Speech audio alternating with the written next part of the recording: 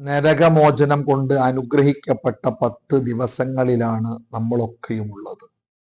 ഹബീബായ മുത്തുനബി സ്വല്ലല്ലാഹു അലൈഹി വസല്ലമ തങ്ങൾ പഠിപ്പിക്കുന്നു, ഒരു മനുഷ്യൻ സുബ്ഹി നമസ്കാരം കഴിഞ്ഞ് ലാ ഇലാഹ ഇല്ലല്ലാഹു വഹ്ദഹു ലാ ശരീക ലഹു ലഹുൽ മുൽക്കു വലഹുൽ ഹംദു വഹുവ അലാ കുല്ലി ഷൈഇൻ ഖദീർ എന്നുള്ള ദിക്ർ 100 തവണ അവൻ ചൊല്ലുകയാണെങ്കിൽ, ദിവസവും പതിവാക്കുകയാണെങ്കിൽ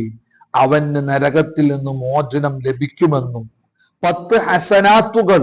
അവന് എഴുതപ്പെടുമെന്നും 10 സയ്യിആത്തുകൾ ദോഷങ്ങൾ മായ്ച്ചു കളയുമെന്നും പുറത്തു കൊടുക്കുമെന്നും ഹബീബായ മുത്തുനബി സ്വല്ലല്ലാഹു അലൈഹി വസല്ലമ തങ്ങൾ നമുക്ക് പഠിപ്പിച്ചു തരികയാണ്. ചെറിയ ഒരു ദിക്ർ ജീവിതത്തിൽ പതിവാക്കിയാൽ നരകമോചനം കൊണ്ടും അതുപോലെ തന്നെ 10 നന്മകൾ അവന്റെ ഏടുകൾ എഴുതപ്പെടൽ കൊണ്ടും അവൻ ചെയ്തു പോയ 10 തിന്മകൾ മായ്ച്ചു കളയൽ കൊണ്ടും അവൻ അനുഗ്രഹിക്കപ്പെടുമെന്ന് മുത്തുനബി സ്വല്ലല്ലാഹു അലൈഹി വസല്ലമ തങ്ങൾ നമുക്ക് പഠിപ്പിച്ചു തരുന്നു.